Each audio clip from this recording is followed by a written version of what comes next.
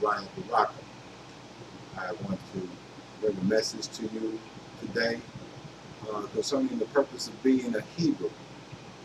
The purpose of being a Hebrew is very important so that we don't get turned to and fro by every wind of doctrine. The word Hebrew is from the word Heber or Heberu, and it means to cross over. In the name Hebrew is the purpose of our existence. Uh, Spiritually, we can discern the appropriation of this purpose of our identity, which is in line with the purpose of Yahuwah, which he had revealed in his Messiah, Yeshua, and in his prophets, and through his prophets. In Matthew 1:21, it states, "And you shall call his name Yeshua, or Yahusha, for he shall save his people, or deliver his people from lawlessness." Also in 1 John chapter 3, it said, "For this purpose was the Son of Elohim manifested, that he might destroy the works of Ra, evil, or Rashim, the evil ones." Thus in this is our purpose. And the method is clearly defined, how to bring about this purpose into actuality. 1, we must cross over from the life of the flesh to the life of the spirit. That is, we must cross over from lawlessness to lawfulness. Also, 2, to destroy within us by the active power of Yahuwah's chesed, grace and mercy, the works or the behavior of evil, dysfunctional behavior that does not line itself up with the divine standard of the Torah. Unlawful behavior is the derivative of the Yitzhahara within us. Yitzhahara means evil inclinations. These evil inclinations have the ability to divert us from the will and the purpose of Elohim into the consciousness of the flesh, by which we will deduce the word incorrectly.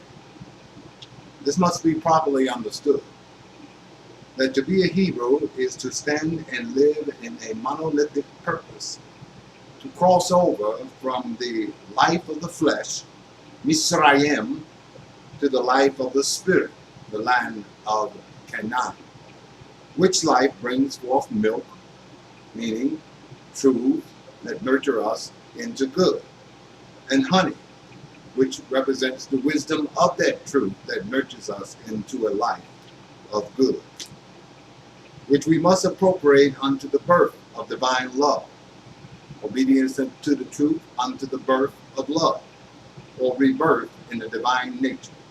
Where it is written by Brother Kaifa, the apostle, that the promises of the covenant was for the purpose of giving us the ability to become partakers of the divine nature and escape the corruption in this world. Those who believe that the Hebrew Israelites or the Messianic Hebrews are Hebrews because they are or possess a fleshly characteristic are synagogues of Satan, that is, deception. For nothing of the flesh can measure up to the standard of Yahuwah. Not your color, not the culture of the flesh, not your material grandeur. None of these things can give you peace with Elohim. For we are taught by the Elohim, Yeshua, he that is born of the flesh is flesh, and he that is born of the spirit is spirit. That is, they that are born of the spirit live from constant reception and the working of the Ruach HaKadosh within them to despoil and disempower the activity of Yitzhahara, evil inclinations that lead us astray from the proper will and purpose of Yahuwah. And from the spiritual components of the spirit we are to live. and not from the carnal and natural components of the flesh. Any who believe that the flesh profits you in any way goes against the very teachings of the Mashiach, Yahusha or Yeshua. He teaches that the flesh profits nothing. The words that I speak to you are spirit and they are life. This is to be clearly understood. The flesh profits nothing. Your racial status profits you nothing. Your gender profits you nothing. Anything related to the flesh and the characteristics of the flesh cannot give you a position in the kingdom of Elohim. Lema. Why? It is because the flesh and its components are opposed to the fulfillment of the divine law of Yahweh. And thus, to all who are born of the Spirit, or who have crossed over from the life of the flesh to the life of the Spirit and the light and its effluence, the influence of divine good that comes forth from the light, those who are in reception to it on a continuum or a continuous basis, these are the sons of Elohim. They who walk in the Spirit are the sons of Elohim, not they who walk in the flesh. We have to rid ourselves of these fleshly ordinances, these fleshly doctrines, and understand that concealed in the Word is the hidden mysteries of the kingdom that is revealed by His Holy Spirit. We should be praying for the spirit of wisdom and knowledge and revelation. We must remember that Israel was a man before he became a lamb. Understand, we must become the man Israel. We must transcend the state of Jacob into the state of Israel. This is the spiritual man, the man who embodies the full capacity and character of Yahweh and is able to manifest it in this world unto the destruction of Babylon.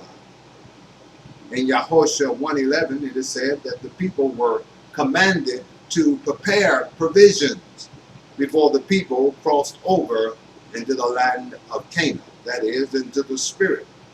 Such provisions we are given freely by Yahweh through His chesed, grace, mercy, which is knowledge, dayat, wisdom, chokmah, understanding, binah, and the power to appropriate this unto a change, a revolution. See, that's what revolution means. A change of condition, a change of order.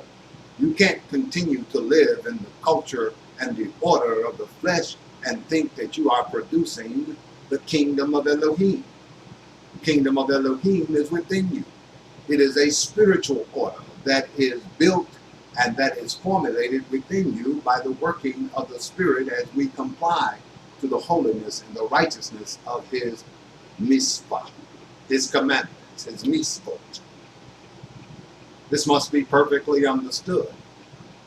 Our relationship with Yahuwah, through His Mashiach, Yeshua, there must be complicity. He gives you the power to become sons of Elohim. He doesn't give you the power to argue, give you the power to debate. He gives you the power to become sons of Elohim, a living manifestation of Himself in the natural perimeter of creation. You must understand perfectly that the flesh wars against the spirit, and the spirit wars against the flesh.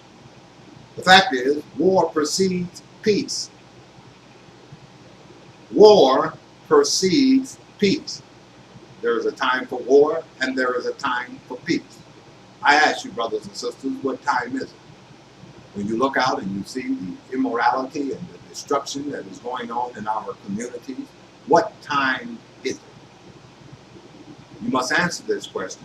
You must look out your window, and you must see the degradation that is occurring, so that we can come together at some point in time and begin to build a manifesto of action against the immorality and the debasement of the people.